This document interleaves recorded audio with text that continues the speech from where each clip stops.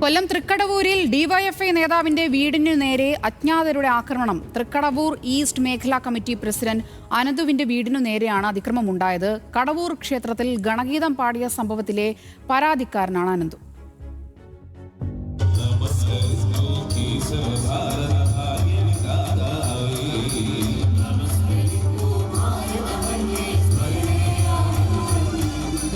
പുലർച്ചെ 1 മണിയോടെയാണ് തൃക്കടവൂരിലുള്ള അനന്തുവിന്റെ വീട്ടിലേക്ക് ആക്രമണമുണ്ടായത്.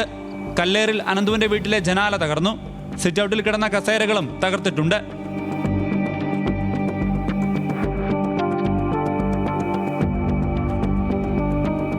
ഇരുചക്ര വാഹനത്തിനും തകരാറുണ്ടായി. ആക്രമണ സമയത്ത് അനന്തുവും രോഗിയായ അമ്മയും മുത്തശ്ശിയും മാത്രമാണ് വീട്ടിലുണ്ടായിരുന്നത്. സംഭവത്തിൽ അഞ്ചാലമൂട് പോലീസ് കേസെടുത്ത് അന്വേഷണം ആരംഭിച്ചു. ആക്രമണത്തിന് പിന്നിൽ RSS പ്രവർത്തകരാണെന്ന് അനന്തു പോലീസിനോട് പറഞ്ഞു. തൃക്കടവൂർ മഹാദേവ ക്ഷേത്രത്തിൽ ഗാനമേളയിൽ ഗണഗീതം പാടിയതിനെതിരെ ഡിവൈഎഫ്ഐ കഴിഞ്ഞ ദിവസം പരാതി നൽകിയിരുന്നു. ഇതിന്റെ വൈരാഗ്യത്തിലാണ് RSS പ്രവർത്തകർ വീട് ആക്രമിച്ചതെന്ന് പോലീസിന് നൽകിയ പരാതിയിൽ പറയുന്നു. ന്യൂസ് മലയാളം, കൊല്ലം.